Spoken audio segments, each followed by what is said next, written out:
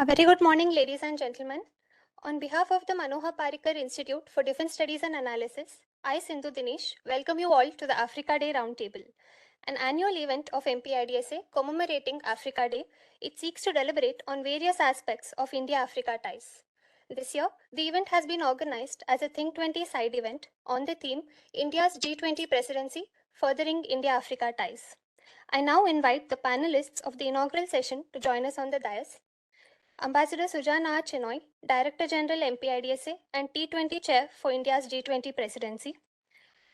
I also invite His Excellency Mr. Joel Sibu Siso, High Commissioner of the Republic of South Africa to India. His Excellency Mr. Dillam, High Commissioner of the Republic of Mauritius to India. And I also invite Mr. Sharif El Gamal, Deputy Chief of Mission, Embassy of the Arab Republic of Egypt to India.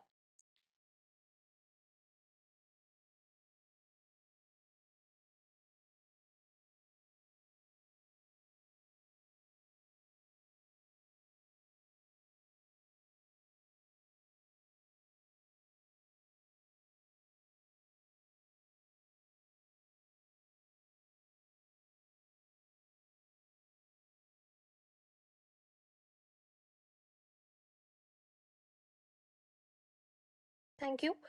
I now request Director General MP-IDSA, Ambassador Chinoy, to deliver the opening remarks and chair the inaugural session. Over to you, sir.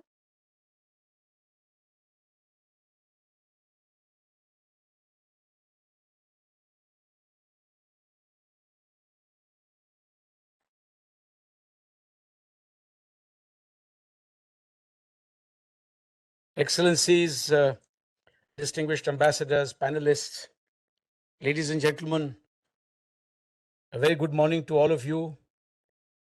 And let me also welcome the Joint Secretary, East and Southern Asia, Southern Africa, from the Ministry of External Affairs, Sri Puneet Kundal. He has also found time to join us this morning from his busy schedule.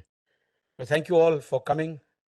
As the Think 20 chair for India's G20 presidency, it gives me great pleasure to see you all in person here today commemorating Africa Day. This institute, as you know, has a very long history of celebrating Africa Day. We've been doing it for a very long time. In fact, for the last 7 years. So I think there's an unbroken record there of our commitment to Africa.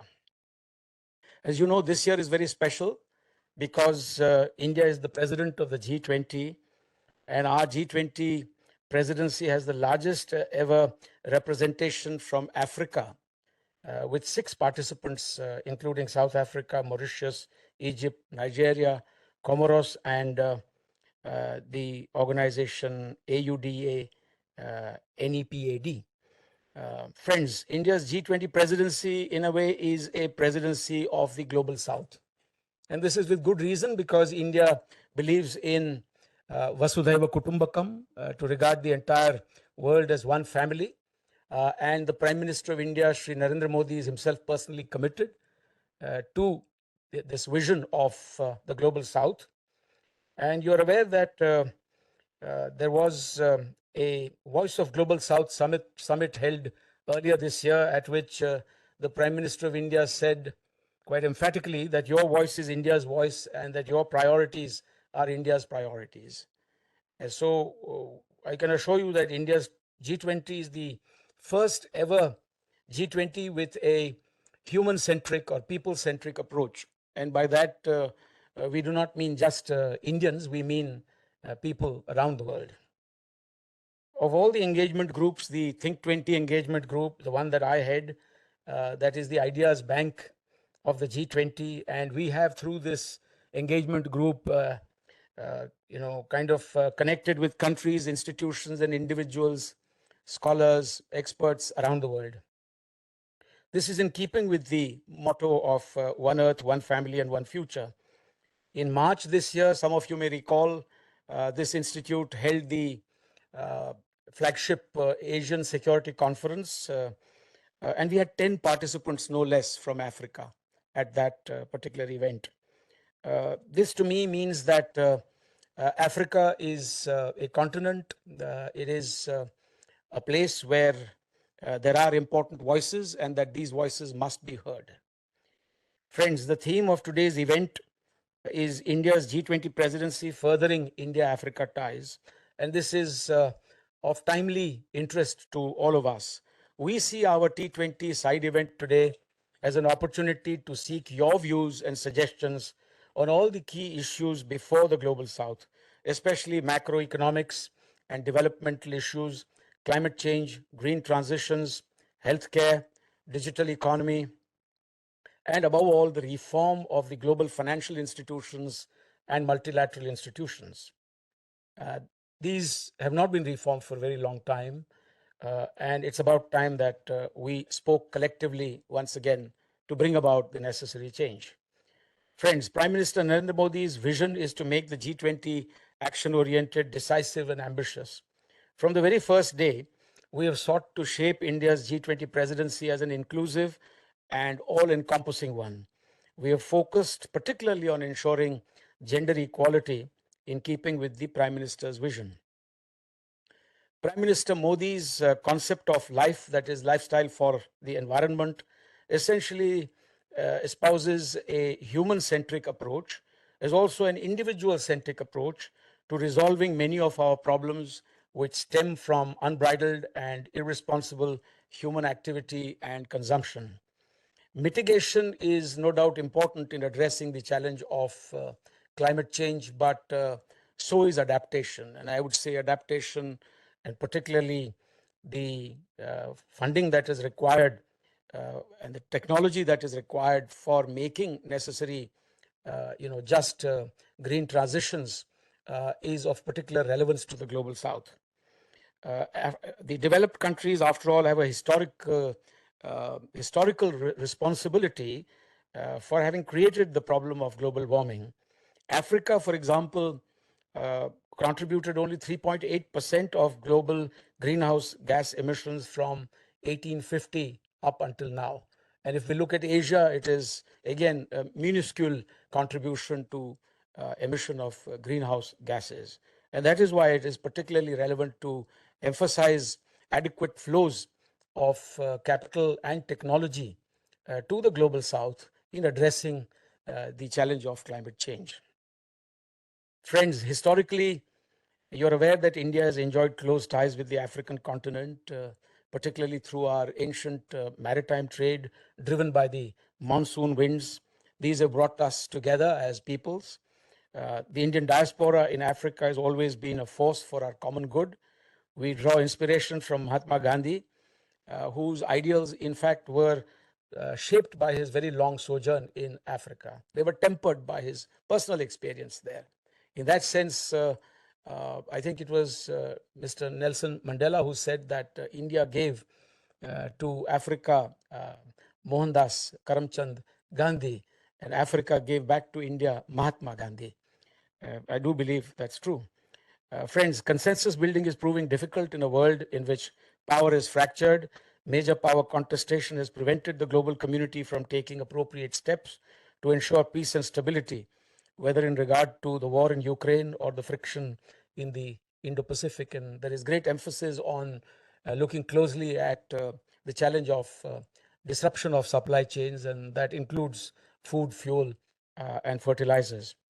The G20 has a genuine opportunity, in my view, to work alongside the existing system without challenging it, but in a meaningful way, and to provide an opportunity to all major nations and economies to step away from the gridlock. The multilateral institutions required to be reinvigorated, but they also need to be reformed and made more transparent and democratic in decision making. This is true of the UN, it's true of the Security Council, it's also true of the Bretton Woods institutions like the IMF and the World Bank. You will all agree that the greatest challenge before the global south is the fight against a common fight against poverty, climate change, and natural disasters, and food and energy security. And we are now at the halfway mark in regard to the achievement of the UN's Sustainable Development Goals. This is the right moment, therefore, to take stock, especially after the ravages of the pandemic and the disruptions in supply chains, particularly as a result of the war in Ukraine. Prime Minister Modi's government has carried out unprecedented reach and engagement with Africa over the past 9 years, The India-Africa Forum Summit has brought us closer together. The India-Africa Defense Ministers Conclave, first held in Lucknow in 2020, has now been institutionalized to take place every 2 years on the occasion of the Defense Expo. And our institute is, in fact, the knowledge partner for this endeavor. Last year, we held the India-Africa Defense Dialogue on the sidelines of the Defense Expo 2022 in Gandhinagar, where the Gandhinagar Declaration was also adopted. At that event, the Defense Minister of India also announced an India-Africa Security Fellowship Program to be anchored by our institute. And I do hope the first of the scholars from Africa will arrive soon, and we'll do our best to give them a conducive environment to carry out their work. Our partnership remains anchored in the principles of equality, mutual respect, and mutual benefit, with direction provided by African priorities. India is invested in Africa's prosperity as envisaged in the African Union's Agenda 2063. India has made rich contributions to peacekeeping operations, UN peacekeeping operations across Africa, as also to anti-piracy operations in the Gulf of Aden and the wider Indian Ocean. We are now trying to engage our friends and partners in Africa with greater emphasis on meeting common security challenges, and we are therefore deepening our defense engagement as well with a number of African countries. Strong India-Africa ties can strengthen multipolarity and ensure a level playing field for all in the Indo-Pacific region. I'm confident that the perspectives that emerge today will help us strengthen our ties with Africa and also advance these common objectives. I thank you all very much for joining us today, and I thank you for the patience with which you have heard this longish opening statement. Thank you very much.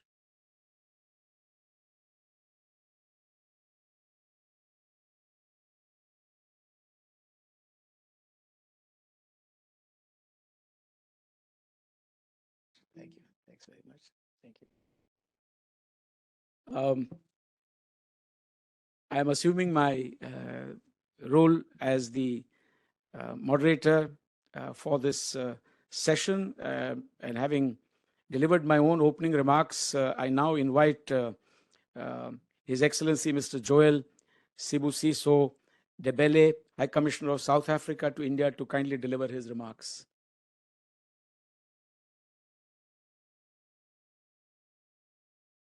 Thank you very much, Excellency Program Director, Excellencies, distinguished ambassadors, Excellency the Joint Secretary, Mr. Kundal, Mr. Panet Kundal, thank you for your presence. My fellow panelists and distinguished guests, ladies and gentlemen, let me thank you for the invitation extended to the South African High Commission to participate in this roundtable discussion, so that it's a privilege to be sharing inputs and contributions from South Africa's perspective. I'm requested to make intervention as a panelist under the theme India's G20 Presidency, Furthering India's Africa Ties. On 25 May, the continent celebrates Africa Day. The celebration commemorates freedom from the yoke of colonialism and apartheid, and signals the anniversary of the formation of the Organization of African Unity in 1963. It also gives the people of Africa an organization to acknowledge the continent's progress, reflect on its challenges, and look towards a more prosperous future. Thus, the Africa Day continues to be an unequivocal assertion of Africa's rejection of colonial and imperialist domination of our continent. Therefore, this day calls for African countries to cooperate in the struggle against colonialism. We must and should note that Ghana's independence served as an inspiration to other African countries struggling against colonialism and apartheid. And as a result of Ghana's As a result of this, Ghana occupies a central role in the struggle against colonial rule. Program Director, the annual commemoration of Africa Day marks the founding of the OAU in 1963. On 25 May 1963, Africa made history with the foundation of the Organization of African Unity, the precursor of the African Union.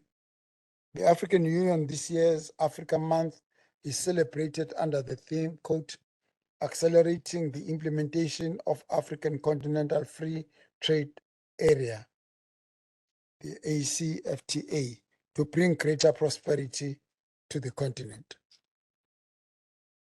Recalling that in his speech made in the Organization of African Unity in Ouagadougou on the 8th of June 1998, Nelson Mandela asserted the following, quote, the successor generation can and must reaffirm this, that our countries and peoples are bound together by the reality of a common destiny of our continent. That common destiny requires that we should treat the question of peace and stability on our continent as a common challenge, close quote. Responding to Mandela's vision, our generation transformed the Organization of African Unity to African Union in 2002 in Durban, South Africa. South Africa's president then, Mr. Thabo Mbeki, took over the chair of the OAU from Zambia's leader Levi Manamasa during the opening session of the OAU summit in Durban. The 29-year-old OAU was replaced by a stronger African Union, with former President Mbeki as the body's chairperson for its first year in existence. My fellow panelists, South Africa comes a long way to align itself with a commitment to the values and ideals of Pan-Africanism, solidarity with the people of the South, and the need to cooperate with all peace-loving people across the globe in pursuit of shared prosperity and a just, equitable, and rule-based international order. South Africa's foreign policy has an indigenous African identity inspired by the struggles and aspirations of its people, and a commitment to work in partnership with countries of the South and North to address shared challenges of underdevelopment, promoting equity and social justice. India's theme for its G20 presidency, One Earth, One Family, One Future, therefore resonates with the ideals and aspirations of African continent and the African Union. Furthermore, South Africa's vision, which is premised on recommitting ourselves to support all government intervention to develop a better Africa and a better world, also finds linkages with India's theme for its G20 presidency. A world where we collectively address old and new challenges we face. These are conflict, armed conflict, proliferation of violent extremist groups, climate change, poverty, and now COVID-19 pandemic. South Africa recognizes the G20 as the preeminent global agenda-setting body in international relations outside of formal UN structures, and as such, centers its participation within the G20 on contributing and strengthening the multilateral system, as well as representing the interests of the African continent. Program Director, India's presidency of the G20 at a time of compounding existential threat with COVID-19 pandemic revealing the fragilities of our systems under the cascading impacts of climate change, I would therefore like to submit crucial areas in which ties between Africa and India can be strengthened under India's G20 presidency. Firstly, support for Africa in the implementation of the 2030 Agenda for Sustainable Development, focusing on the means of implementation on the achievement of sustainable development goals, including energy transition, while countries and actors need to take urgent action. South Africa is of the view that it is incumbent on the most developed countries to show leadership in climate action based on science and equity considerations, and reiterate the call that developed economies need to honor their commitment so that Africa can build adaptive capacity, foster resilience, and address loss and damage due to climate change for the sake of our continent and the world. We therefore welcome India's proposal on the establishment of the G20 high-level principle for lifestyle for environment, and further urge the G20 to support the African-led renewable energy initiative as a means to bring clean power to the continent on African terms. Secondly, continued support for the G20 partnership with Africa, including the Compact with Africa. Thirdly, emphasizing the G20 initiative on industrialization in Africa and continued focus on illicit financial flows and accelerated resilient and inclusive growth is a cornerstone for sustainable development, and the G20 under India's presidency can play a catalytic role in ensuring that multilateral rules and conduct is better geared to diversifying industrial production across the globe through national and regional global value chains.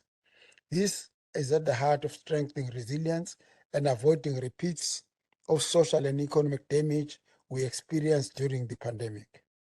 Finally, bringing women to the fore and in the leading positions in order to boost socio-economic development and achievement of the SDGs.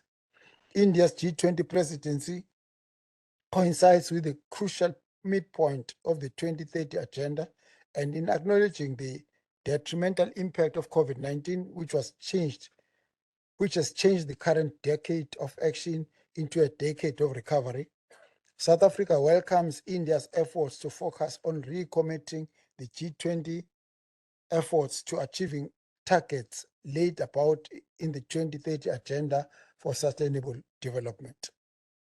At the end of India's presidency of the G20, South Africa will be part of the Troika as the incoming chair when Brazil assumes the presidency of the G20 in 2024. This means that South Africa will host the G20 for the first time on African soil, which will be a momentous occasion for South Africa as a country and the rest of the African continent.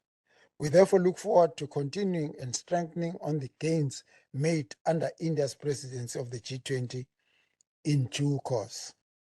In conclusion, I believe that we must all accept that the continent has the right and duty to serve the interests of the people on the basis of mandates given by the people themselves. In this context, we must frankly assess whether we are succeeding to meet the hopes of the vision of 2063. Clearly, and as a matter of urgency, we must work in finding ways together with other parts of the world to ensure that our generation will lead on the work of the African Union in forging towards an integrated, prosperous, peaceful, and better Africa in a better world. The imminent expansion of BRICS, Brazil, Russia, India, China, South Africa bloc could be a game changer. Albeit a slow starter, the group is set up in 2001, is now gaining momentum, with several countries including Saudi Arabia, Iran, UAE set to join the group. The expansion reflects a clear shift in power play as the Global South now gains credible voice on the world stage. Even in the present state, the BRICS nations, home to 42% of the global population, account for 25.7% of the world GDP. Amid the rapid changing geopolitical dynamics, the BRICS bloc is also looking at developing a new reserve currency based on a basket of currencies on the member nations. It is worth noting that serious deliberations over the need to set up an alternative payment modes on the international platform are underway. I thank you.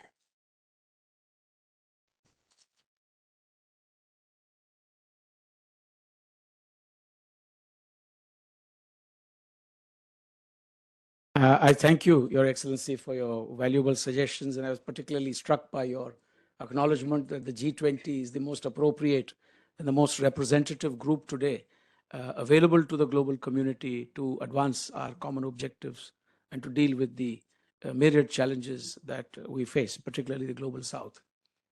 So with that, I now invite His Excellency Mr. Hey Mandoyal Dilum, the High Commissioner of Mauritius to India, to kindly deliver his remarks.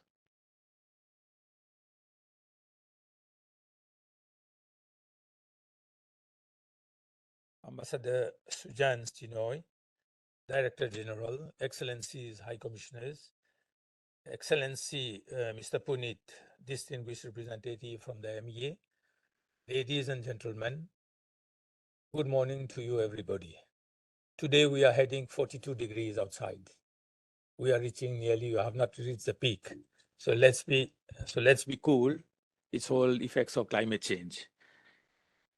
I wish to first of all to thank the Manohar Parrikar Institute for inviting me to this roundtable conversation, which falls, of course, within the context of India's G20 presidency.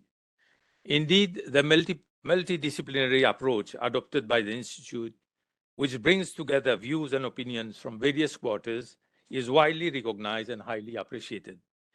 In today's intervention, I will try to put at the forefront how a country like Mauritius, which is an African seed, views India's presidency of the G20 as a unique opportunity to further its relations with Africa. Allow me first to express the appreciation of the government of Mauritius to India for inviting our country as a guest country for the G20 meetings. This is providing with a unique opportunity to bring forward the African agenda while highlighting the specificities of small island developing states. Under the presidency of India, the G20 has taken a new turn towards giving a voice to the countries of the South, hence bringing more inclusivity to the debate on the global economy. We commend the support of the G20 members and India's presidency for inviting the chair of the African Union to participate in the G20 summit. During India's ongoing presidency, we are observing the highest number of participation from Africa, namely South Africa, which is of course a member of the G20, Mauritius, Egypt, Nigeria, Comoros as AU chair, and ODA, Nepal.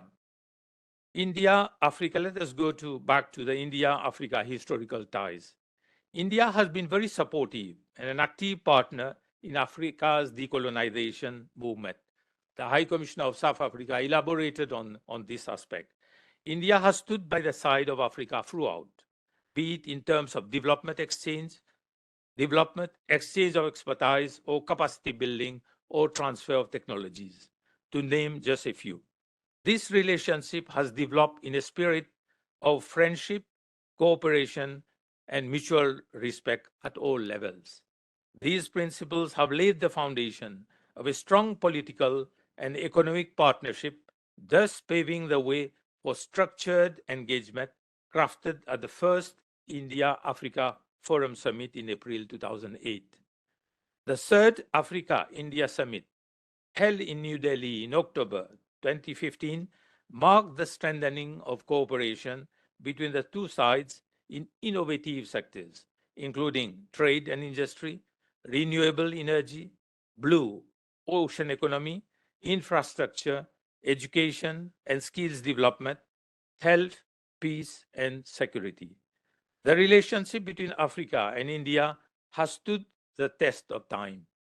During the peak of the COVID-19 pandemic, the government of India adopted the medical diplomacy approach by giving 150 tons of medical aid to more than 25 African countries to support their response to the pandemic. Also, under India's Vaccine Maitri initiative, India supplied around 37.59 million doses, some 1 million doses in the grant, 10 million doses in the commercial, and 26 million under Gavi COVAX initiative to 42 African countries, and around 3,025,000 doses to the UN health workers and UN peacekeeping operations, or those who are involved in operation.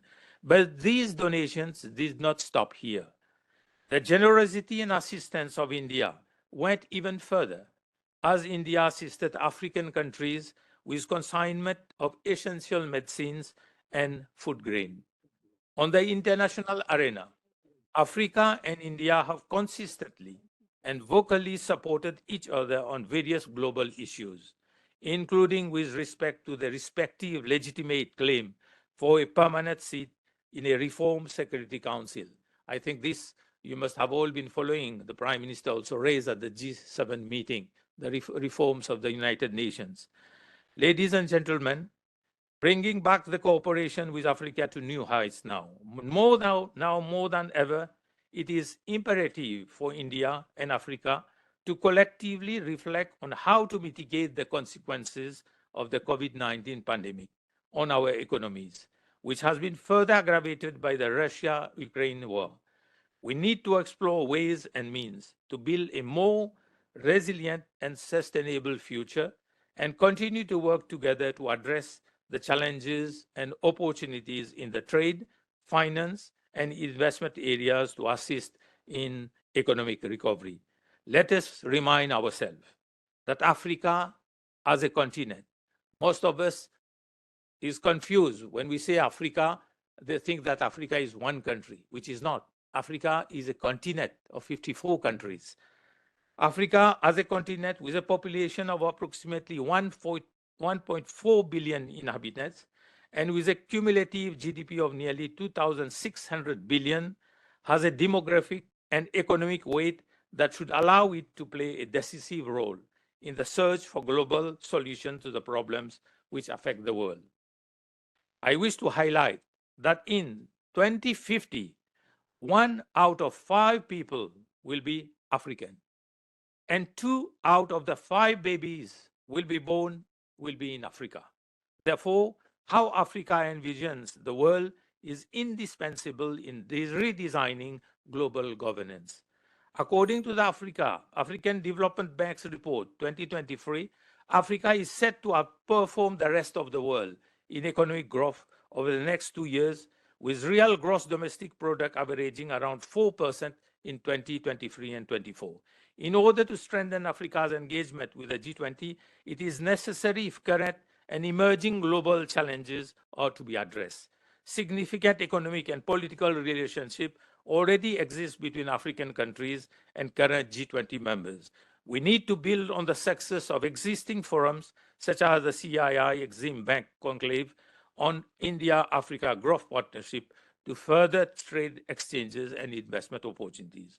We believe that there is a need to re-engineer our regional trade strategy to meet the current challenges. Example, glocalization, not to be confused with globalization. A new trade concept centered around a regional import substitution strategy with enhanced collaboration with India and with our closest neighbors in Eastern Africa and the island of the Indian Ocean. We hope that by adopting a new trade model via glocalization, we could help in the development of a regional integrated supply chain. Africa has the required resources for its development: vast areas of arable land, abundance of raw materials, availability of labor, dynamic leadership, and progressive governments. However, there is a shortage of capital and technology for value creation, inclusive growth, and sustainable development. There is a need to enhance connectivity, both maritime, air, and land connectivity, without which no mobility, trade, and exchanges would be possible. Therefore, there is need for India and Africa, who have been both having a young working population, to explore the potential and the need for enhanced cooperation in the areas of digital, scientific research and innovation, with a particular focus on public health so as to prepare for possible future pandemics and crises. The Digital Healthcare Initiative launched by India provides efficiency and accessibility in meeting the healthcare needs of India And this could be extended to the African countries in a spirit of win-win collaboration. I am here referring to the Pradhan Mantri Jan Arogya Abhiyan and Ayushman Bharat Yojana, or laudable initiatives. It is an important milestone for issues such as treatment of pandemics and everything related to biomedical research. The services of Digital India are rendering on-the-click global connect, anytime, anywhere connectivity services to every citizen. With the e-Arogya initiative with Africa, such health services would be beneficial for the African continent, and we stand ready to contribute to the success of the India-Africa collaboration.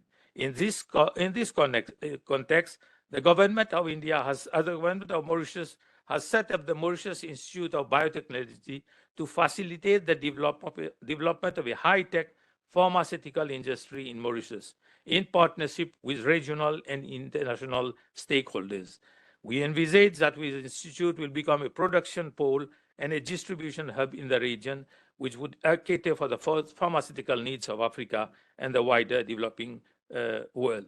In consultation with our brothers and sisters from Africa, Mauritius is projecting itself as a bridge linking Asia and Africa.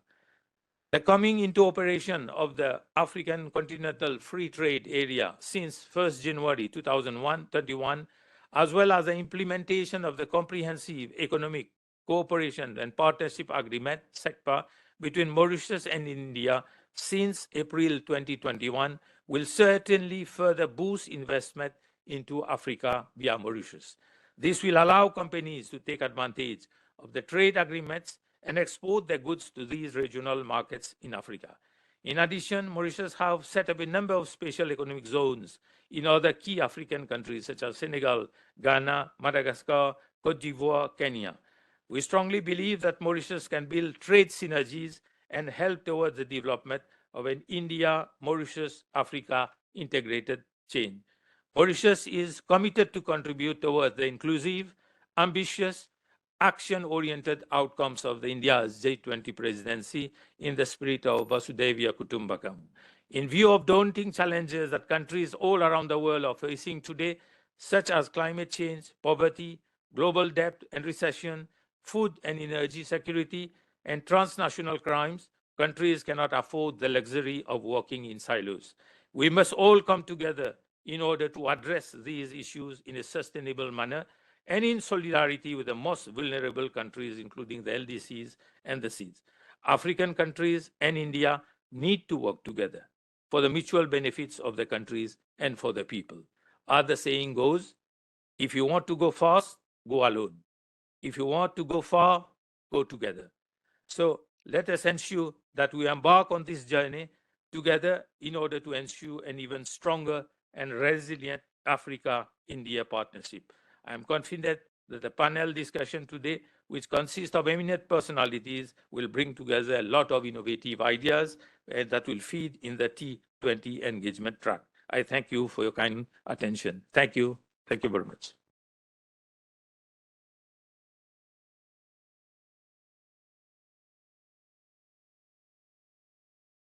Thank you, Your Excellency, for your very thoughtful and perceptive remarks. And I couldn't agree with you more that in the unfolding,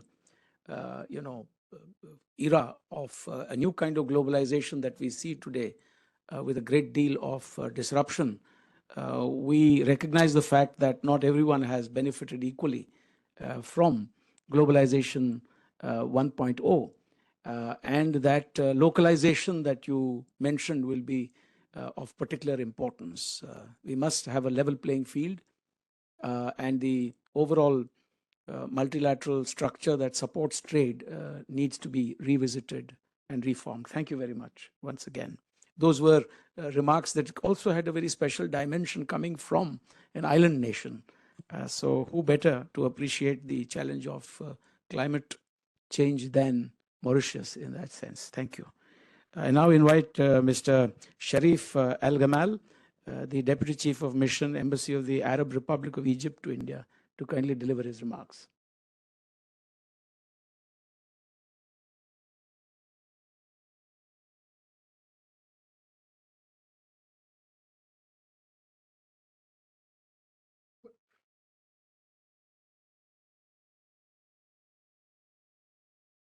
His Excellency Dr. Ambassador Sujan Chinoy, Director General IDSA, Excellencies, distinguished guests, Namaste and good morning to you all. I would like to begin by thanking Ambassador Sujan Chinoy for the opening statements, which was really enlightening and opening a very good ground for the discussion of the panel. And I would like, of course, to thank him for inviting us to take part in this roundtable. Before I begin, I would like to express our thanks to the government of India for inviting Egypt to take part in the G20 meetings and the summit this year. We are confident that under India's presidency, this grouping will be successful in achieving its goals in a way that will also further India-Africa relations. I would like also, since I'm representing the Egyptian government now, to commend India for choosing the meaningful slogan for its G20 presidency, One Earth, One Family, One Future. As the president of the COP27, Egypt shares this vision for our planet, believing that we together can overcome the enormous challenges in the world is facing, particularly the ongoing global food and security energy crisis. And this, of course, affects deeply the developing nations, including Africa and India. We both need to work together and work closer to tackle this issue. From this perspective, Egypt gives high priority to the development priorities of African countries that are most affected by the ongoing global financial and economic crisis coming out of a pandemic, and now we are suffering from war in Ukraine. And under the Indian presidency, we hope that these would be reflected in the outcomes of the G20 summit this year. Egypt and India have a very long history of friendship and cooperation between two great nations and geostrategic locations in their respective regions. Over millennia, Egypt and India have been bound together with historic ties in all political, economic, and cultural fields. As two cradles of world civilizations, ancient Egypt and India had unique parallel and similar elements of their folk arts, languages, writings, religious beliefs, and rural culture. This was made possible thanks to the trade between the two ancient civilizations and grew along with the banks of River Nile and River Indus. This is why Egyptians and Indians share a strong sense of culture and identity. And for more in modern history, the relations and the context between the Egyptian leader Saad Zaghloul and Mahatma Gandhi and their exchange of views and cooperation in the struggle of the two nations against colonization was really significant. And just after that, the contacts between and the cooperation between the two leaders of the countries, Nasser and Nehru, to help other Asian and African countries in their struggle for the colonization was really important and well known till now. And every country usually remember what Egypt and India did in this regard. And this year, we are reviving this historic relations between the two friendly countries in all fields. In fact, last January, our President, His Excellency President Abdel Fattah Sisi and His Excellency Prime Minister Modi decided to upgrade the bilateral relations to the level of strategic partnership. This reflects the importance attached by both countries to their bilateral relations. This, of course, includes working together for the benefits of the African countries and the Asian neighboring countries to India, of course. Despite the COVID pandemics and the ongoing global crisis, bilateral trade and joint investment between the two countries, Egypt and India, have increased to unprecedented level over the past 3 years. In fact, Egyptian markets has welcomed the Indian companies as a gate to Africa, especially in innovative technology solutions in all fields. including renewable energy, pharmaceuticals, food production, logistics, engineering, and transport. And that's not only for the consumption of the Egyptian market, but also to exports to Africa, as exports to Africa. And we export also this to many Arab and European countries, since Egypt is a member of the African Pan-African Continental Free Trade Area and the Pan-Arab Free Trade Area, and we have also free access to European Union. Many Indian businesses have recently expanded their investment in Egypt to get this market access to different markets, which gather altogether are more than 1.5 billion consumers from different level of purchasing power. As a result, India's investment in Egypt reached 3.5 billions, and since the motto of the last year was the climate change, and the G20 also has a great interest in climate change, we signed several MOUs with big Indian companies in the last 3-4 months, worth 18 billion US dollars to invest in Egypt in green hydrogen production. The bilateral trade between the two countries reached $7 billion in the last financial year, which is 60% increase from the years before. In brief, there is a tremendous opportunity for further expanding economic and commercial ties between India and Egypt. And this, of course, will help in expanding the relations between India and Africa, since Egypt also is an African country, but we have part of Egypt is in Asia, which is something not many people take care of, that Sinai is actually geographically in Asia. So we are working as a bridge between the two continents and between the Indian friend and our Egyptian African brothers. Thank you very much, Mr. Chinoy. Thank you, Excellencies, for your listening, and I hope I was short enough not to make it very long. Thank you.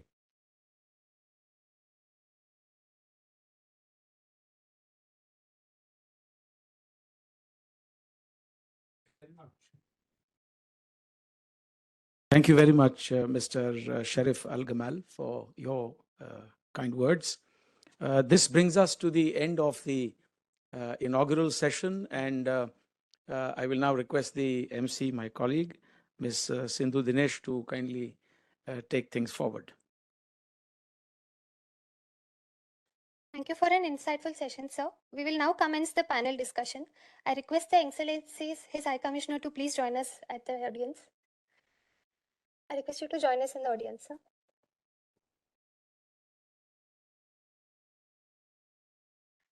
I invite the panelists to join us on the dais. The panel discussion will be chaired by Ambassador Chinoy. I invite Ms. Ruchita Berry, Consultant MP-IDSA. I also invite Ambassador Rajiv Bhatia, Distinguished Fellow, Gateway House, and former High Commissioner of India to South Africa and Kenya, and Dr. Nivedita Ray, Director Research, ICWA. It is also my privilege to welcome our speakers who've joined us virtually. Mr. S. Kupuswamy, Advisor, Shapurji Palonji Group, Mumbai. Mr. Tarun Sharma, Deputy Managing Director, Export-Import Bank of India, Mumbai. And Ms. Shivali Lavale, Director, Symbiosis School of International Studies, Symbiosis International University, Pune. With this, I now request Ambassador Chinoy to kindly chair the session and conduct the proceedings. Over to you, sir. Thank you very much. Since time is of the essence and we must conclude our roundtable at 1 p.m. sharp without fail, I will really put into implementation my belief that the chair must be seen but not heard, and that there are other eminent panelists who have much more to say by way of substance on this theme. So I now request our first speaker, Ms. Ruchita Berry, who is consultant with us, but she has actually spent a lifetime with us as well. So she is an expert from our institute. I continue to claim that you are, part of our team as consultant. So she will now deliver her remarks. 8 minutes, please, perhaps less if possible, so that we leave some time at the end for interaction as well.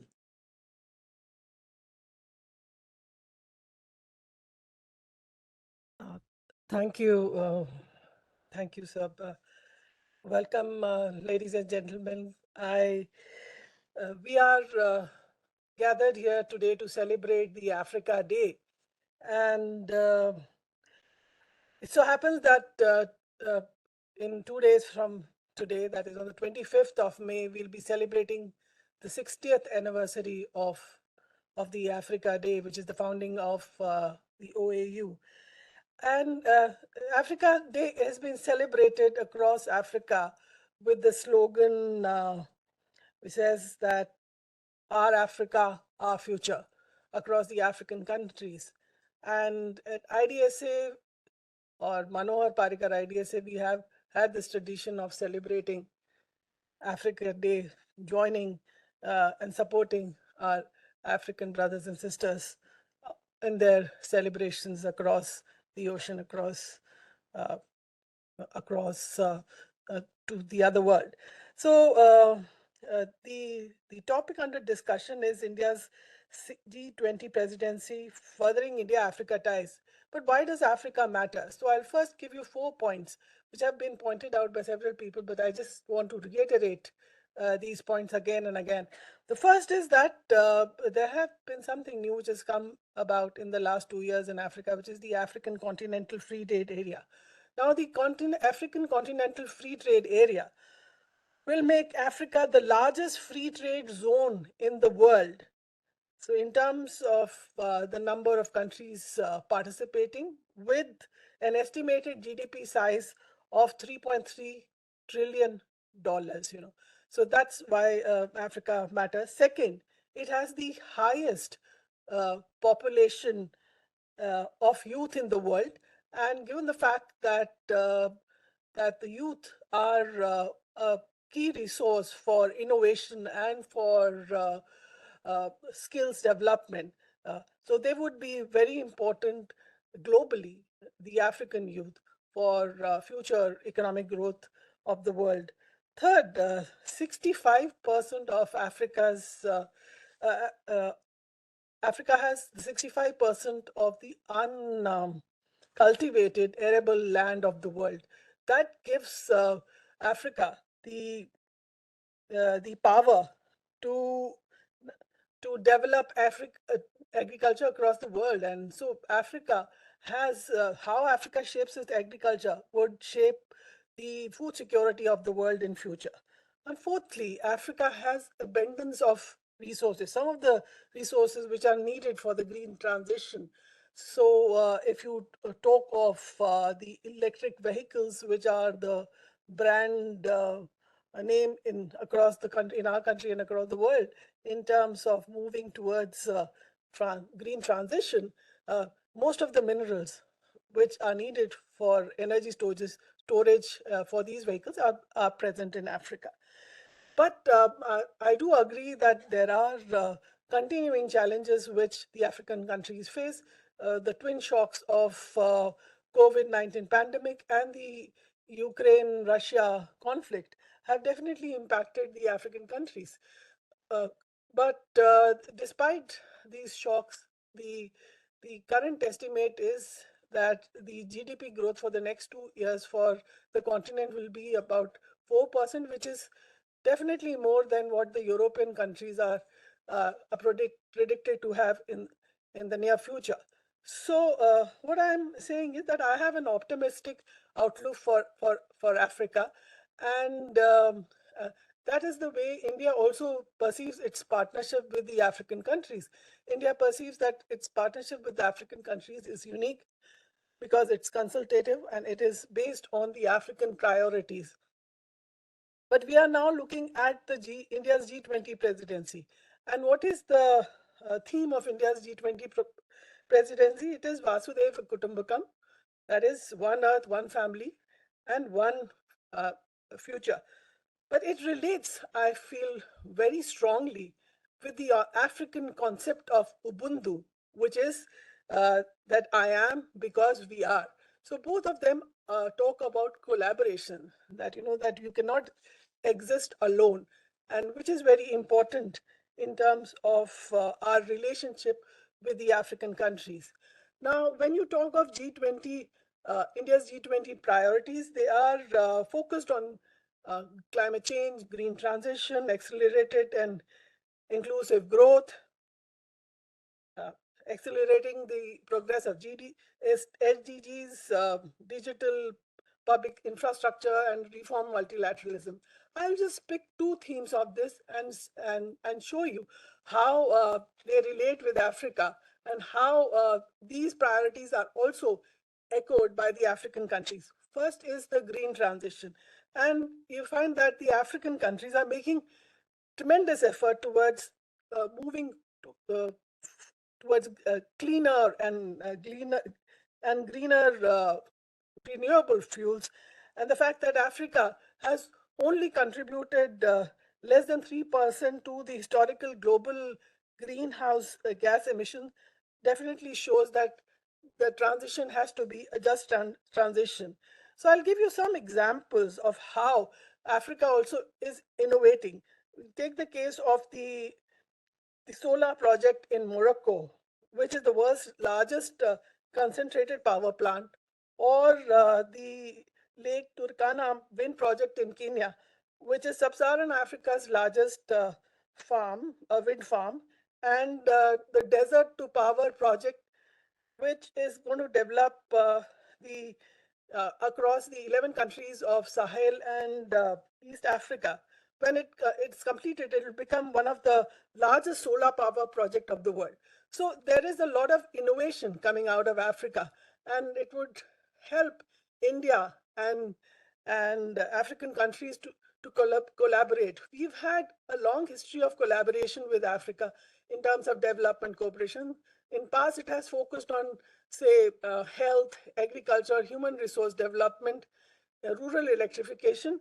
These issues like renewable energy, cooperation in renewable energy will add as a priority in the G20, will add to India's cooperation with the African countries. The second important area which the G20, India's presidency G20 is focusing on is woman-led development. We are focusing on Nari Shakti, that is empowering the woman. And that is something which is again echoed in the African countries. The African countries have, followed, all they are signatories of all the world and the regional conventions. But again, I would say that, as Pliny said, that always there's something new coming out of Africa, and here you find that there has been a tremendous progress made in Africa on women empowerment, and there are examples to see from the countries like Rwanda and Tanzania. In terms of addressing the uh, gender equality issues. And you find that Rwanda holds the world record of over 60% of parliament made out of women. So this is something which is unbeatable across the world. So again, in terms of women empowerment, in terms of gender equality, these are areas again where India and the African countries can work on in the future, going forward from the G20 summit. As has been mentioned, the third point that I'm making is that in our G20 presidency, we focused on the fact that India is going to become the voice of the global south. And where, in terms of global south, Africa is the heart of global south. So therefore, no progress on India's future relationship with the global south can take place without strengthening our relations with the African countries. So finally, I would leave by suggesting that that this this G20 presidency that India has gives an opportunity for India to enhance its ties with African countries by promoting the case of African Union as the 21st member of the G20. And it also calls for an early hosting of the next India-Africa Forum Summit, which has been delayed because of COVID and other reasons. So I leave you with the words of President Buhari of Nigeria, and he had said that Africa has a number of partnership arrangements with other countries of the world, but promises to be different with in case of India, as it is not only a partnership between friends, but between countries and peoples who have had similar historical experiences of colonial rule. So I hope India's G20 presidency will lead to greater cooperation between India and African countries. Thank you.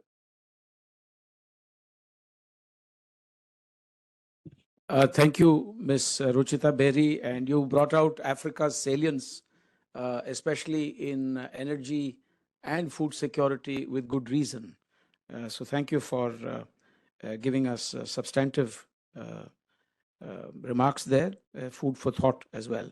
I now invite Ambassador Rajiv Bhatia, Distinguished Fellow, Gateway House, and former High Commissioner of India to South Africa and Kenya, to kindly deliver his remarks. Thank you very much, Director. Dear friends, let me present my very warm greetings to all of you and to all the brothers and sisters from Africa who are not here but who may be listening deliberations of this conference.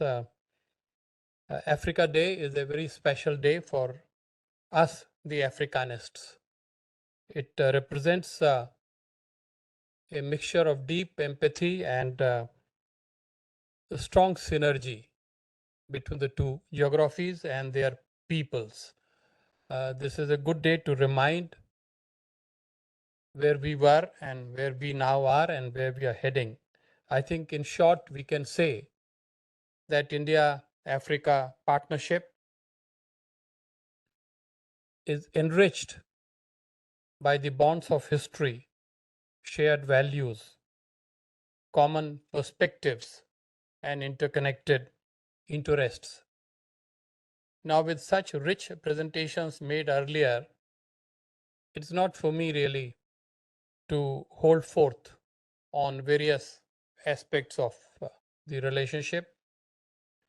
We are here today to weave together three different strands. One is the G20, the second is Africa, and third is India. I think that is the central part of the theme given by the organizers and the host to us. And even there, I'm not going to present to you my own thoughts in detail, because as I said, that ground has been covered. I'm here to present to you a formula that Sujan Chinoy, Ambassador Sujan Chinoy, asked right in the beginning. He said that T20 is the ideas bank, and do Africanists of this country have some specific ideas to give that can help linking these three strands here. So I have a 6-point formula which I'm presenting to you, and I hope that it will receive some attention. And I must also preface by saying that I'm speaking more as a student of India-Africa relations and as a student of G20 affairs rather than in any other capacity. So here it goes with a mixture of candor and courage. The first point is about the voice of Global South Summit. It was a laudable initiative, and while we assert that 125 countries attended it, as far as I could see, the fact was that 17 countries attended at the highest political level. And that was good enough. From Africa, countries such as Mozambique, Senegal, Ghana, and Nigeria attended. And my appeal today is to the authorities to come forward with the details of those 5 initiatives which were announced by the Prime Minister in January. And those details should be announced, and the implementation of the 5 initiatives should begin at least 100 days before the Delhi summit. And just to refresh the memory, those 5 points were Arogya Maitri, or wellness friendship. Second, Global South Center of Excellence. Third, Global South Center of Science and Technology. Fourth, Global South Young Diplomats Forum, and Global South Scholarships. Clearly, all these initiatives need a lot of planning and additional budgetary resources. I know that wheels of the government are moving. The plea is that the work gets accelerated so that our very credible claim of being the leader and the voice of the Global South takes a tangible form. My second point is to go a bit deeper into this whole question of inviting African Union as member of G20. They will be there when Delhi summit takes place as a guest. The issue is to elevate them from the guest to the member. What is holding us back on this? Because we know that some of the major leaders and major powers have already expressed themselves in favor of it. I'm sure probably there is some opposition, and as the chair, as the president of G20, India is working behind the doors, and nothing would please us, at least as Africanists, to see a very clear decision on this subject in Delhi Declaration. So this is the second idea.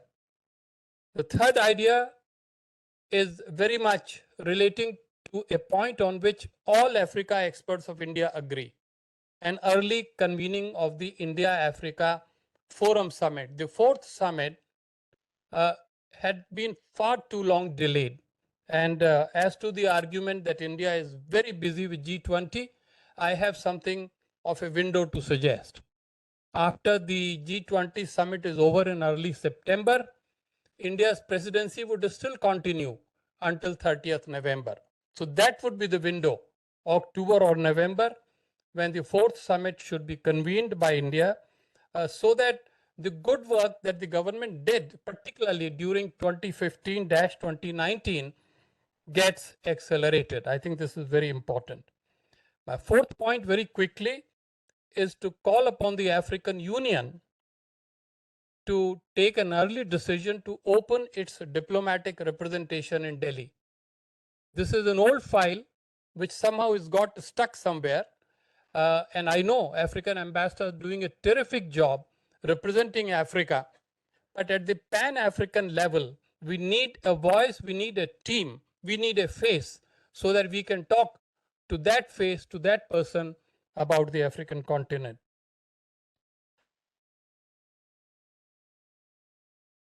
I would also like, in all sobriety and seriousness, suggest that we would have been much happier to see a greater representation of African diplomats, African business people, African students, African tourists present here in this hall today. I know the host would have tried very hard to invite as many Africans as possible, but next time I hope it will be a real 50-50 confluence of Indians and Africans. I do hope also that African diplomats would seize opportunities to go and visit Indian universities, think tanks, other institutions, because there's a huge hunger for knowledge and information on Africa. And my last point, dear friends, is that I'm happy to announce that another think tank, VIF, has done a serious study on India-Africa partnership and its future. And when its report comes out, we hope it will trigger a national debate, in fact, an international debate. I asked a young Indian scholar on African affairs today. As to what more can I say? Because we must care for the next generation of Indian scholars. And you know what he said? He said, sir, please plug for more African students in India and more Indian students in Africa.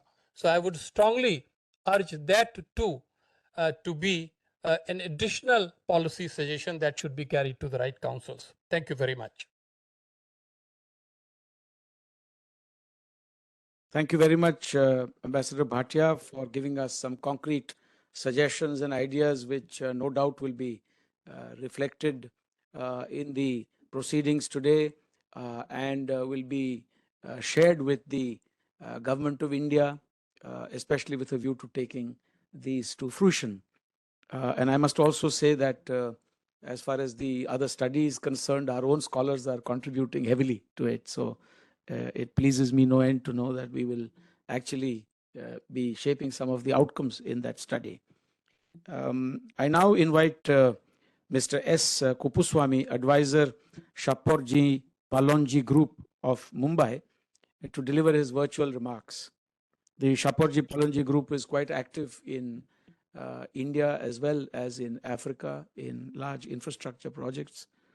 And it's good that we also have a private sector perspective today on the evolving partnership between India and Africa. Over to you. Thank you very much, Ambassador Chinoy. Good afternoon, ladies and gentlemen, excellencies on the days, friends of the forum. Allow me to start by congratulating the entire African continent on this auspicious occasion of Africa Day and India's ascendancy to the presidency of G20 Forum truly marks a moment of turn, as Ambassador Chinoy said, reforming the architecture of the global finance. In post-COVID, COVID-induced defaults by African countries, which are, however, temporary, are causing a bit of a problem. At this stage, I believe that there is a need for a concerted approach by India as well as by the G20 Forum to take a tempered approach or a graduate approach to treat it with patience so that ongoing projects in Africa are not affected by a stoppage of any disbursements of loans that are already in progress. Having said that, let me pass on to make a mention that India has gone a long way in Indo-African partnership, from a few scholarships in 1949 to assisting huge infrastructure projects in India and Africa. In fact, the kind of approach that India takes to development of Africa is far more nuanced than anything else that other countries might have done. I would name it as the integrated development approach for Africa. By this, I mean, not only do we simply lend money for certain projects, we also take an approach in such a way that all the four pillars of the economy, agriculture, infrastructure, housing, and healthcare. I'm not saying that there are any no other sectors, but these I would consider them to be key to the growth of the economies, are assisted in a continuous manner. Can you pass on to the next slide? There are certain facts that you all know. The GDP of Africa, the population, the employment, the ODA that has been received. I will not talk much on them. Everyone knows them. I would suggest that can you please pass on. I would take up the themes for integrated development of Africa. The first theme, yeah, next slide. Housing, healthcare, agriculture development, and infrastructure. Let us take them one by one. Next one. Next one. There is a widening gap in the demand and supply of housing units. And I believe that India alone cannot bridge this gap. If all G20 countries come together and pool their resources, and in one way or the other assist India in doing the program, it is possible that we can come across, we can come with a formula for solution of the housing challenges that Africa faces. Next one. Healthcare. Healthcare is the one that I would suggest deserves the maximum attention today. Africa needs hospitals as well as digital healthcare. By hospitals, I mean in selected 10-15 places, multi-specialty hospitals, which India has been already trying to assist Africa in. If Japan and countries like like-minded countries join this approach, we will be in a position to assist Africa in building a robust healthcare infrastructure in Africa. Can we pass on to the slides? So we're facing a technical issue. We are trying to get it back online. You Okay, can please don't continue. worry, then I'll pass on to this. In healthcare, my suggestion would be that India, as well as the collaborating countries, must not just provide for equipment and infrastructure, but also the gap in working capital for the first 5 years at least, so that these countries will be in a position to run the hospitals without a break. Once the 5 years are passed, the health cooperator, let's say a big hospital group or whosoever takes it up, will be in a position to stabilize and come to an arrangement with the countries, host countries, to carry on the hospital without a break. This, I believe, is one of the strongest sectors that the G20 countries together can pool their resources and assist Africa in. I'll pass on to the next one, which is agriculture. In agriculture, India has already been trying to assist Africa in several ways: irrigation, water treatment, equipment, scaling up production of rice or whichever crops that or sugarcane, many crops that the African countries, respectively African countries, would be interested in. Indian assistance can do with a lot of help from the G20 countries. Please pass on. The fourth one, infrastructure. It's very clear that, in fact, every speaker had touched upon this topic.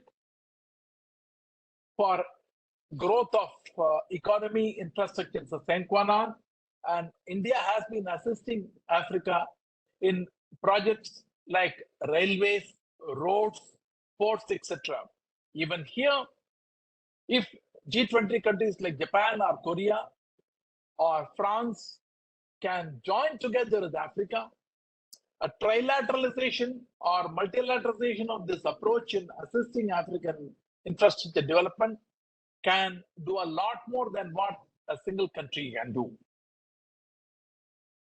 In my opinion, integrated development of Africa is the theme that G20 ought to occupy itself with, so that Africa's contribution to being the food basket of the world, as Ruchita had mentioned, can really materialize.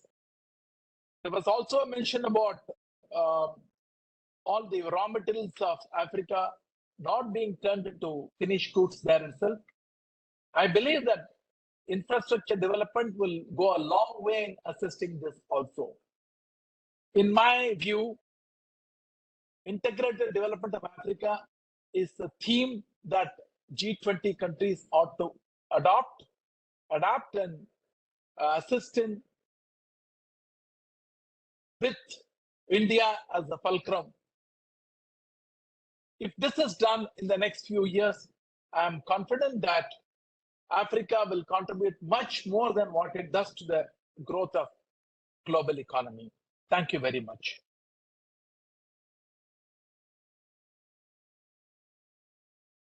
Thank you very much, Mr. Kupuswamy, for bringing in your perspective from the private sector.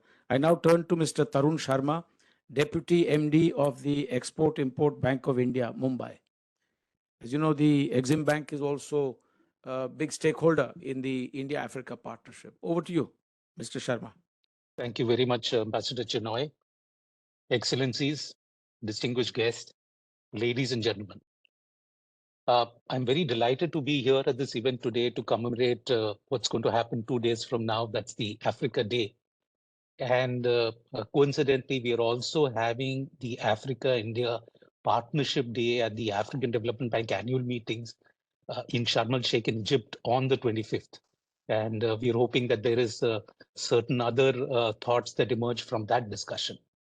Well, a lot has been said by distinguished speakers before me, and I will not dwell on those important issues. I'll come straight to what I feel are the key elements, in my humble opinion, to look at evolving this partnership further, to look at shaping it in terms of what Ambassador Chinoy mentioned and other speakers mentioned about Vasudev Kutumbakam, how India has learned from its experiences in the past and is looking forward to furthering ties and helping support Africa in a sustainable and equitable growth. The first point, ladies and gentlemen, is about the Global Sovereign Debt Roundtable.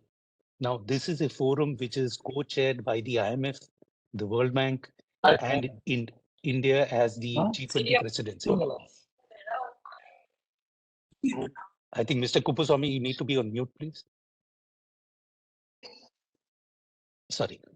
So this is a forum that is co-chaired by the IMF, the World Bank, and India, which now holds the G20 presidency. What this roundtable is looking to do is not looking at specific cases, but to develop a mechanism to make processes more robust for debt sustainability, and to also supplement existing mechanisms such as the common framework and other such initiatives.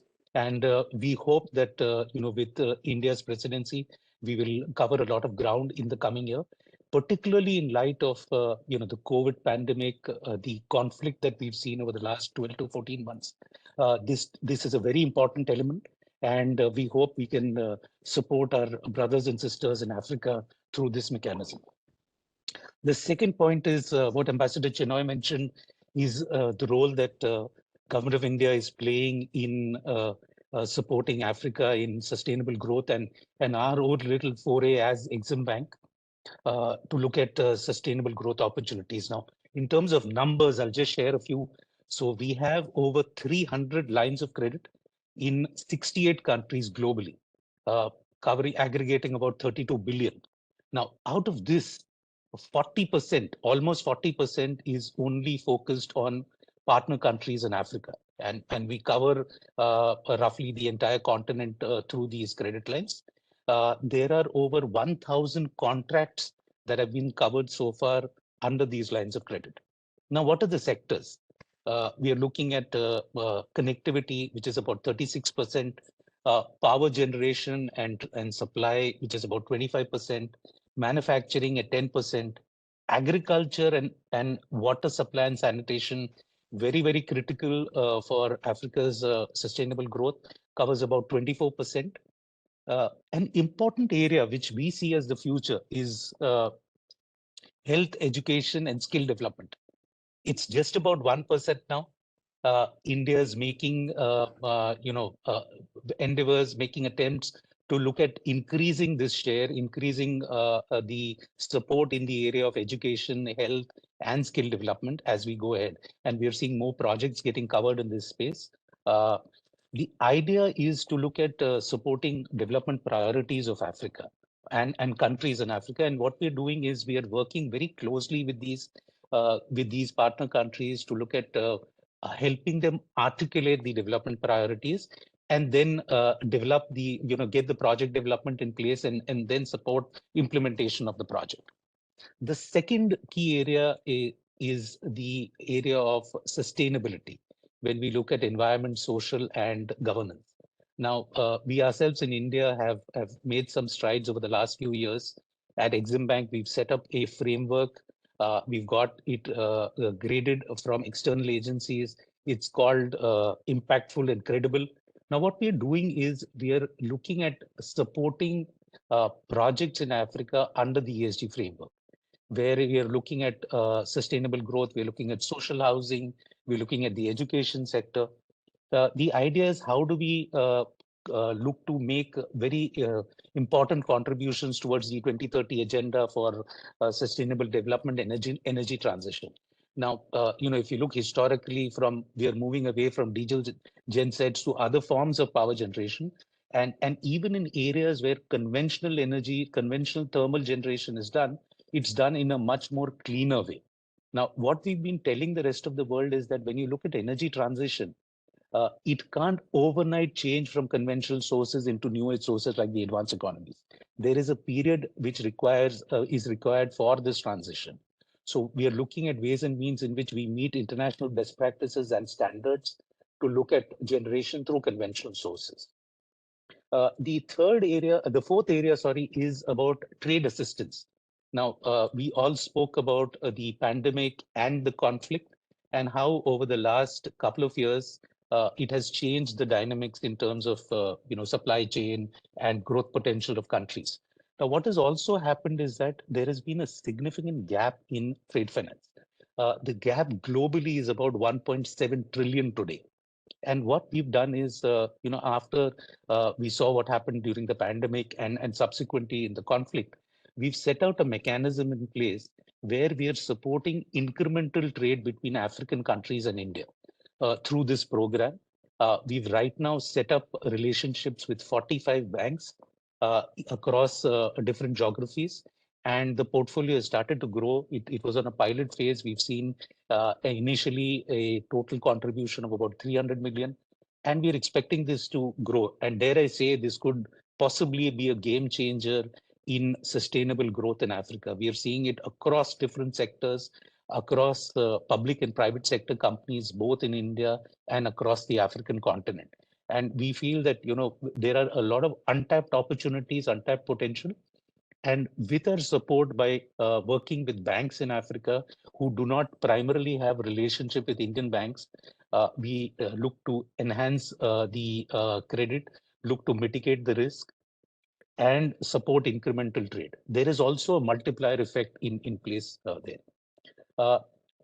Related to this is a point I wanted to make is a program which we call Ubharte Sitare, which essentially means rising stars. And over the weekend, I was in the district of Muzaffarpur in Bihar, where we've made a hard intervention to support the lychee farmers in Muzaffarpur through a technology where we provided cold rooms, which are solar powered and mobile. Now, the same is also being used in Africa to store vaccines, to store agriculture produce, and also take it across the hinterlands in Africa. So there are a number of interventions that are happening through this mechanism. The next point, the fifth point is in terms of, we spoke about connectivity, which roughly is about 36%, the largest in terms of, financial support from India to Africa. But it's not only about physical connectivity, there's also digital connectivity, which is equally important. And some of the past speakers dwelled on that. Now, here we have the Pan-African e-network. And what we've seen is about 5 years ago, we moved that forward. Please do wind up your presentation. We're running short of time. Yeah. Thank you. And we spoke, but sure. And we spoke about, we are now looking at e-Vidya Bharati and we're looking at e-Arogya Bharati. Now, here there is partnership between both the private sector and the public sector across academic institutions and hospitals. So it's again huge. Last point is, we are encouraging the support for Africa in the area of e-governance, in the area of looking at other services, which are digital services. We've had a terrific experience in terms of Aadhaar in India, and India is looking to support such initiatives in Africa as well. I'll take a pause here. Thank you very much, Ambassador Chinoy.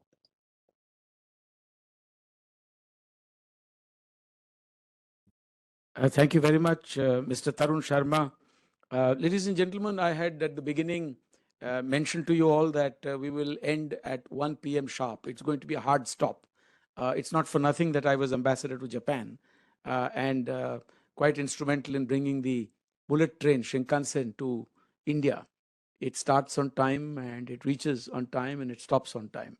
So there's no question of going beyond 1 o'clock.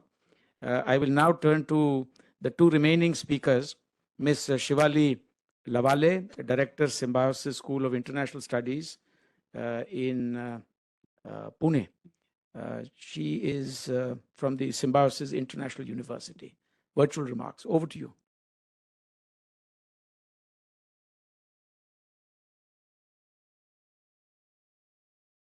Can't hear you, please. Will you unmute yourself or try once more?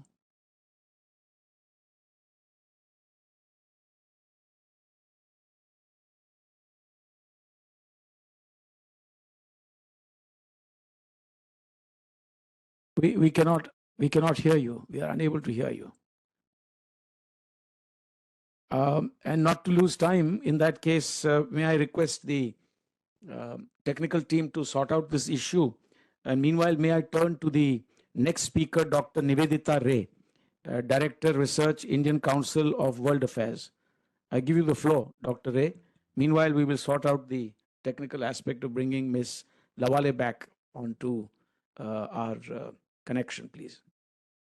Thank you, Chair, and thank you for giving this opportunity to share my thoughts on this subject on this very occasion of commemorating Africa Day, which I believe is a very important day of reflection, not only for Africans, but Africanists like us in India. Let me begin by saying that 2023 is a very significant year when both Africa and India is concerned, because 2023 marks 68th anniversary of establishment of OAU. And also, most importantly, we have seen that it has also completed the 10 years of implementation plan of Agenda 2063, which is an important marker. And for India, this is India's G20 presidency and Africa agenda, and therefore in G20 and promoting India-Africa ties. So very crucial year in terms of promoting India-Africa ties, as we, in the bilateral context, when we look at promoting in the case of India-Africa Forum, as we prepare ourselves for the India-Africa Forum Summit process, and in the multilateral front in the context of G20. So in my focus, I have to focus on questioning how do we advance Africa agenda in the G20, because that's the focus of the theme that I understand. So I have two aspects to highlight on. One is the question of which we have already discussed by other panelists, is how to give greater representation and voice to African priorities and concerns. We have seen that in the Voice of the Global South Summit, we had representation of 127 countries, and 47 countries participated, African countries participated, which highlights, which is very important to understand, that this reflects the expectations of African countries from G20 and their desire, and that to be their concerns and aspirations needed to be addressed. So this is a very important aspect in terms of how India sent a very clear message that African priorities are very important, and this is summit highlighted that. But another point that I wanted to bring to the table, which Ambassador Bhatia also mentioned, about how to make it more representative. We have seen that Africa agenda has always been a theme in most of the G20 summits, but it has been on Africa, but not with Africa. Only one South Africa has been a representative. So it's important to make it more representative. So, and why? And bringing African Union to become a member, which I, as an Africanist, I do feel that because African Union, when it comes to the global affairs, it is the most representative body. And most importantly, if you look at the African Union Summit this year in February 2023, it recently adopted a decision to canvass for its place in the G20 as it aspires to be recognized by the G20. So it is important that collective voice of continent is represented within that platform. So in this context, I would say that yes, there is an African desire. There are other countries which are also promoting. So India should make its effort to bring that, make it more representative and work towards that. And in this context, we have seen that India has earlier in the past also has supported Africa, make it more representative in various international high tables, be it Banton Conference, United Nations, WTO. So why not in this context as well? So this is the first point and 2 points that I wanted to highlight. And second point that I wanted to highlight to promote Africa's agenda is how to make the G20 priorities more aligned to Africa Agenda 2063. If you all know that Africa Agenda 2063 is basically the guides the continental, regional, and national development plans to transform the continent and sustainable development. We have seen that under this, it has seven aspirations, 20 goals, and 34 priority areas, 256 targets. And it is also has convergence with the 17 SDG goals. But what is important to highlight here is that to implement this agenda, Africa has envisioned 5 10-year plans. The first 10-year implementation plan completes this year.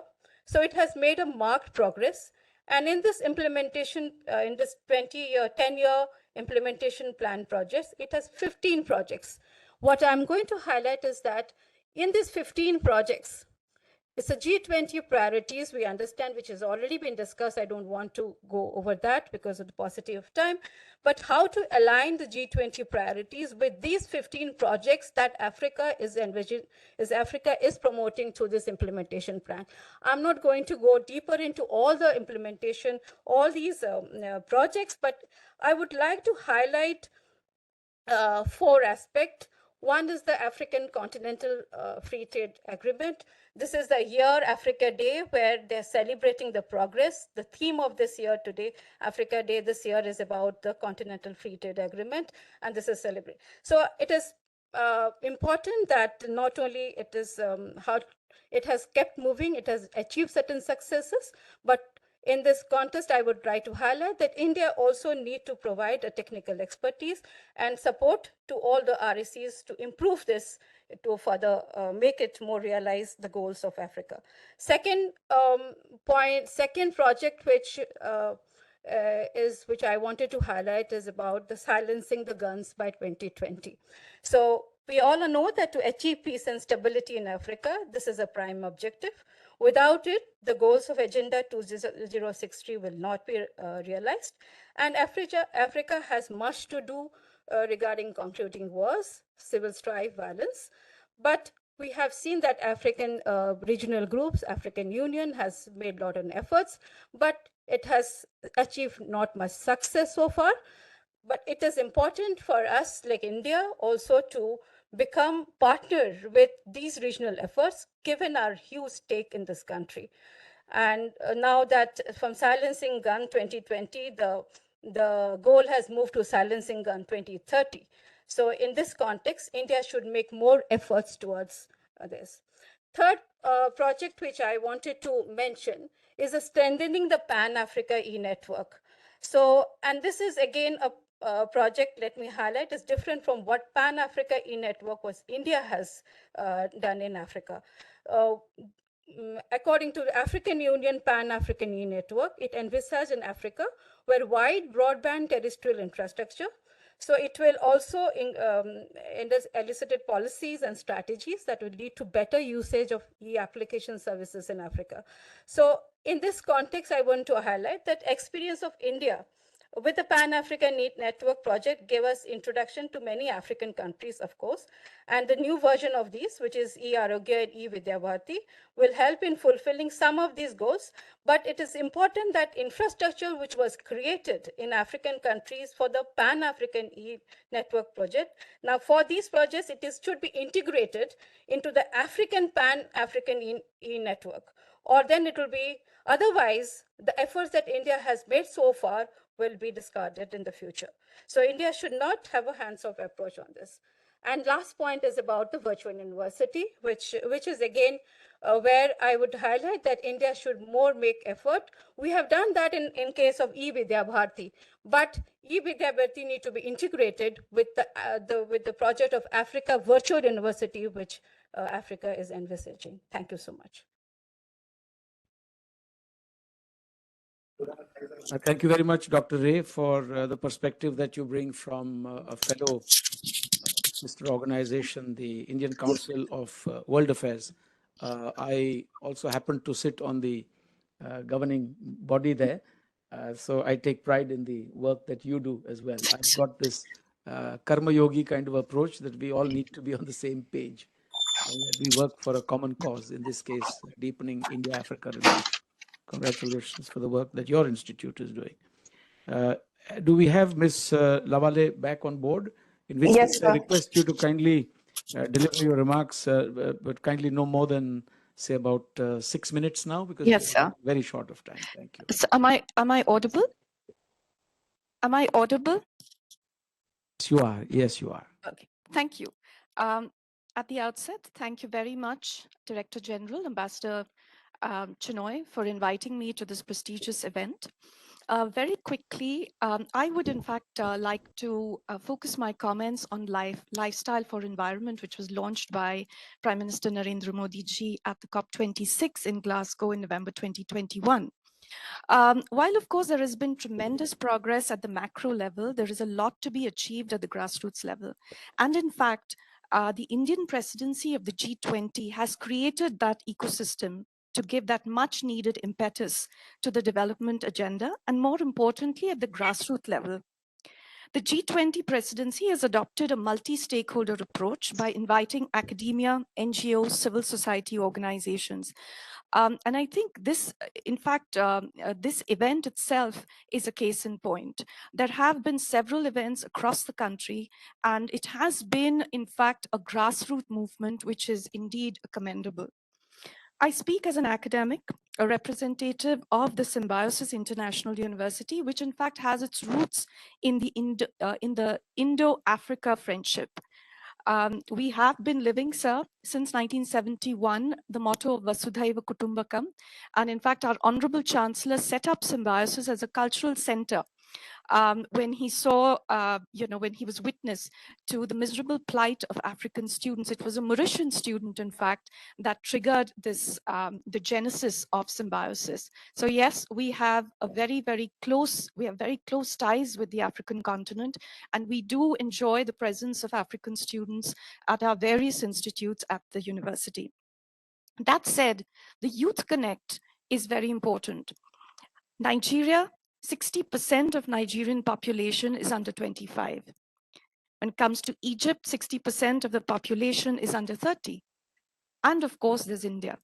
So therefore, we're really talking about a huge pool of young people.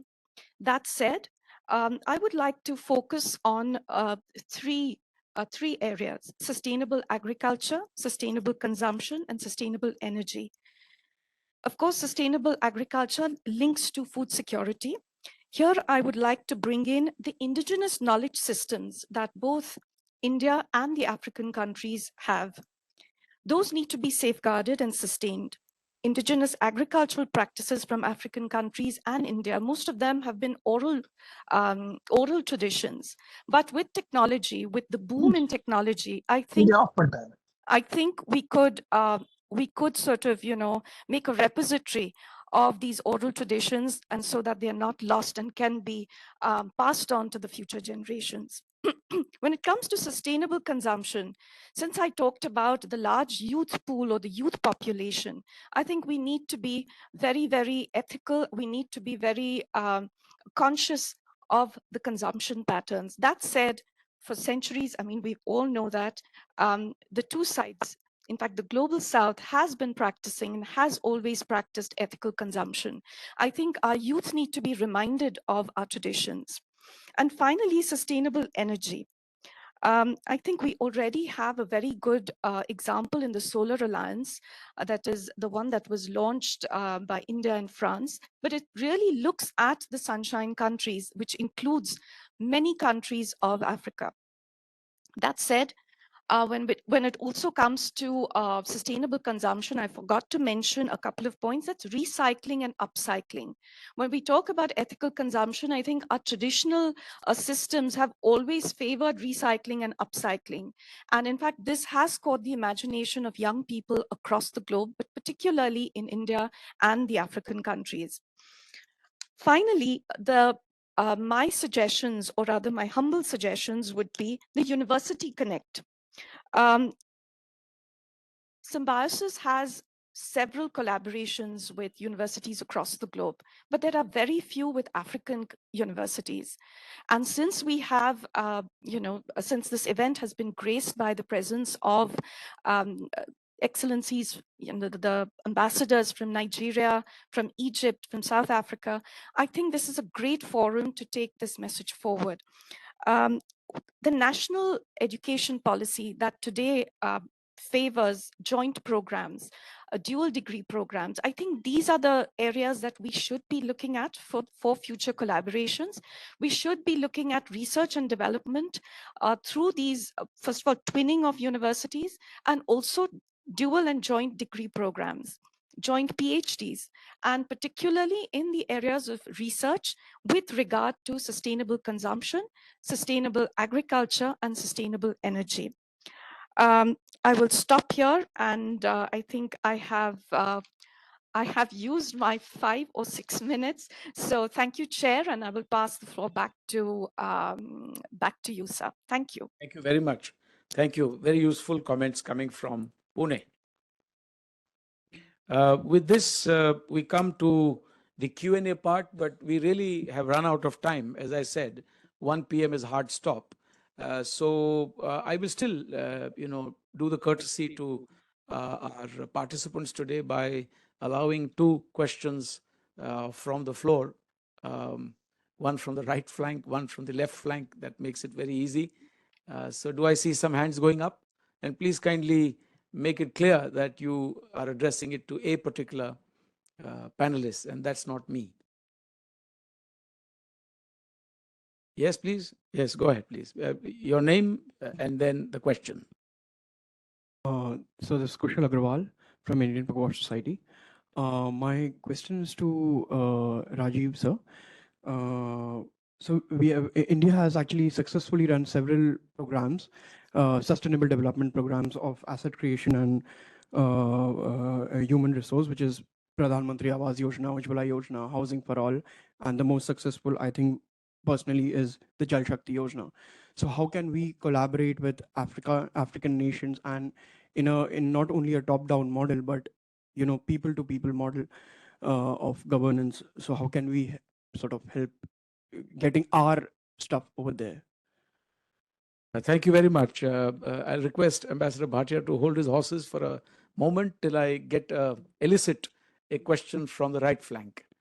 May I kindly request a youngster from the right flank to kindly ask a question? Yes, please. Go ahead, young man there. Hello.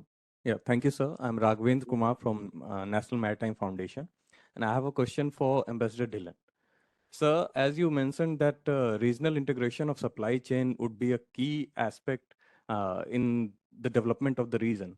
But last November or October, Mauritius, under the aegis of Indian Ocean Commission, operationalized a maritime connectivity program where India was missing, and Europe and Japan was stakeholders into it. So India being a regional stakeholder, missing from such an important grouping or important operationalizing of a program of maritime connectivity, of port-led development, is something which we need to address at a governmental level, sir. So I need to Thank you. ask in this. Yes, that's the question for High Commissioner Dillon, please. So I request now the 2 respondents to kindly limit themselves to a couple of minutes, because we still have 2 more speakers and hard stop at 1 o'clock, please. Ambassador Bhatia, please.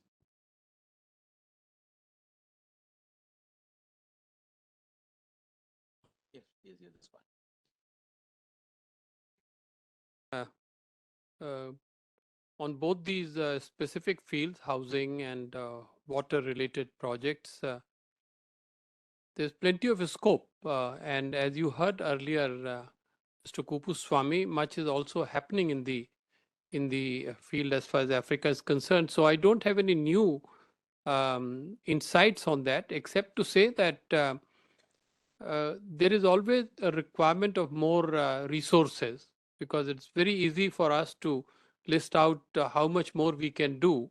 But here we have to take into account the fact that the African indebtedness is a serious problem, and therefore we need to redesign our financial packages. Clearly, there will have to be greater scope or emphasis on grants and investments rather than continuously providing LOCs as we were doing for the past several decades. So that is the basic new element that I can present to you. Thank you. Thank you very much, Ambassador Bhatia. I think that's a relevant point. Alongside whatever it is that we are doing by way of LOCs and grants, I think a greater focus also on education and training and skilling, perhaps in India as well. So that may have a greater impact. May I now request High Commissioner Dhilam to kindly take the floor? Thank you. Yes. Yeah, I think it's a very important question raised, but that does not mean during my intervention, I mentioned about the importance of connectivity, both maritime, air, and even land connectivity is very important for trade or for exchanges or people-to-people contact. But I would just highlight that right now, this connectivity is not a question of government to government level. Of course, we have G2G consultation on this, but right now there are some companies which are in Mauritius and we are trying to see that connectivity is there between maritime connectivity is there between the region, not only between Mauritius or Indian Ocean, but Indian Ocean Commission together with IURA is working on this sector so that at least the connectivity is there. We are trying to connect India, the East African countries, and that will connect also to the Indian Ocean Commission. So private sector, it's a private sector dealing, and private sector is already there in Mauritius to see how this connectivity could take place. So importance of maritime, rather, we're also having a maritime security conference that will be held in July. This will also look into the possibility how connectivity could take place between the various regions. Thank you. Thank you, High Commissioner, for responding. Mr. Chairman, would you permit me to add may one I line to request, what Ambassador Bhatia said? I think there's some confusion at the technical level.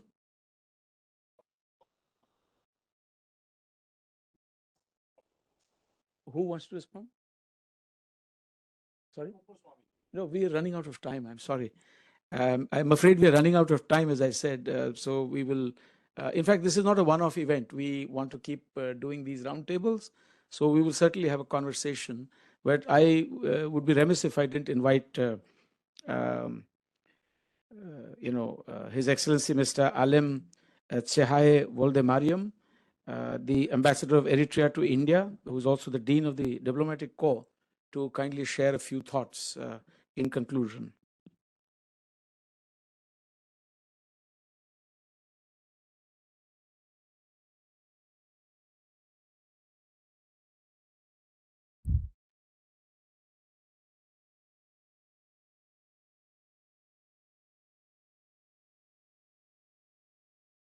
Ambassador Sujan, Chinoy, Director General, MP-IDSA, the people in the dais, ladies and gentlemen. First, I thank IDSA for inviting me to these timely and important discussions. On the past decades, countries of the global south in general and African countries in specific face lots of unprecedented measures due to war, pandemic, state-sponsored terrorism, geopolitical tensions propelled by hegemonic tendencies, rising price of food, fertilizer, and fuel. The main aim of South-South cooperation is to provide a broad framework for collaboration among countries of the global South in the political, economic, social, cultural, environmental, and technical domains. Such cooperation can take place on a bilateral, regional, sub-regional, or inter-regional basis. Developing countries share knowledge, skills, expertise, and resources to meet their development goals through concerted efforts. Recent developments in SSC have taken the form of an increased volume of South-South trade, South-South flows of foreign direct investment, movements towards regional integration, technology transfers, sharing of solutions and expertise, and other forms of exchanges. I would like to congratulate India for its ascendancy to the presidency of the G20. This diplomatic coup is instructive as we try unpack the existing global political milieu and address the challenges emanating therefrom. India's leadership role on the global stage presents mankind with a justice-driven approach to the various challenges sprouting around us. Indeed, this will be the relevance test of our discussion today, than to engage in extensive historical narratives. The world in general, and Africa in particular, views India G20 presidency as a gilt-edged opportunity to tackle protected issues plaguing mankind, such as the specter of nuclear conflagration and threats of human civilization we know it today. The unprecedented rise in food and fuel price, the fertilizer deficit, and the climate Armageddon are proffering a sink or swim proposition to the world. India's role as a spokesman and a dependable champion of aspiration of the global south was reiterated by His Excellency Prime Minister Narendra Modi during the inaugural session of the Voice of Global South Summit, convened virtually by India from 12 to 13 January 2013.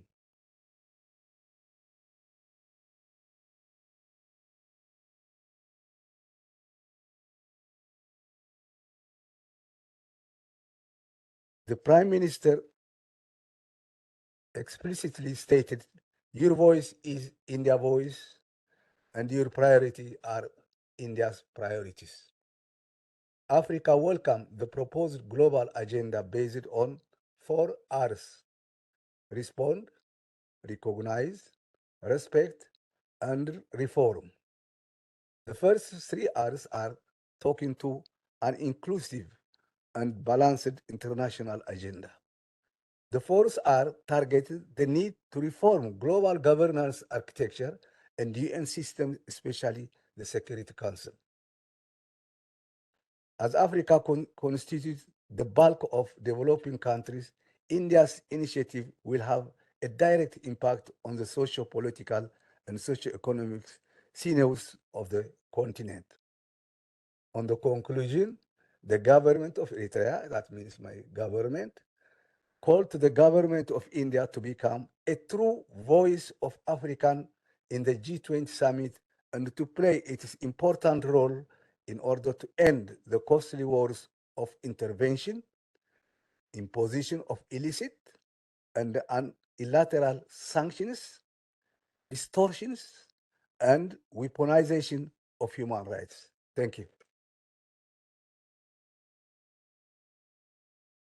Thank you, Your Excellency, for your remarks and for pointing out that this is a G20, which is a gilt-edged opportunity for India to be the voice for Africa and for us to address all these important challenges together. I now request my colleague, Major General Dr. Vipin Bakshi, the Deputy Director General of our institute, to kindly deliver the vote of thanks. Well, very good afternoon to all our excellencies, distinguished guests and panelists and all the participants. As we come to the end of our discussion on the G20 presidency in furthering India-Africa ties, it is clear that the bond between these two regions is one of immense significance and potential. India-Africa ties are not merely diplomatic collaboration. It has been a shared journey of progress, solidarity, and mutual growth. Over the years, India and Africa have forged a robust engagement over millennia, encompassing various spheres of cooperation, from political engagements, economic partnerships, and peacekeeping operations. The relationship between India and Africa is built on a foundation of trust, common values, and shared aspirations. India has constantly demonstrated a positive stance in advocating for African causes and towards collaborative efforts directed towards nurturing human resources, augmenting infrastructure in alignment with the needs and the preferences of the partner countries, not a one-way street. The cooperation between India and Africa has also extended to defense and security, with India supporting African countries in their efforts to enhance their military capabilities and to promote regional stability. Our institute happens to be the nominated knowledge partner of our Indian Ministry of Defense for the India-Africa Defense Cooperation, which includes the India-Africa Defense Dialogue, which the DG mentioned in his opening remarks. Today, as we stand at the threshold of a new era with the Indian G20 presidency, the potential for India and Africa to further and strengthen their strategic engagement is immense. By leveraging our respective strengths and experiences, India and Africa can collectively overcome challenges, unlock opportunities, and shape a brighter future for both our people. This has truly been a very useful exchange of views, and it reflects the common aspirations of the Global South. I'm sure I speak for the organizers, discussants, and participants that we've had some very purposeful deliberations on some very critical issues today. On behalf of Team MP-IDSA, it is now a very proud privilege for me to propose the vote of thanks. At the outset, I'd like to express my profound gratitude to our eminent speakers, the panelists from both India and Africa, for sparing the time from their busy schedules to share their thoughts with us and to join these deliberations. I'd also like to thank Ambassador Sujan Chinoy, our DG, for helping us to conceive this event, for guiding us in the preparations, for his opening remarks, and also for chairing and moderating the entire discussion. Our gratitude to the attending dignitaries from the ministries and embassies, our own institute members, the representative of various think tanks and other agencies who have joined us today. Special thanks to the Africa Center, led by Ms. Berry and her team for planning and coordinating this event, and also the conference cell, the technical team, and the support staff for setting up and running this excellent event. I'd also like to thank the additional people we have pulled into the conduct team, the usherers and rapporteurs for their assistance. And last but not the least, I'd like to thank all the participants from our institute who have joined us today. Good day, and thank you for being with us.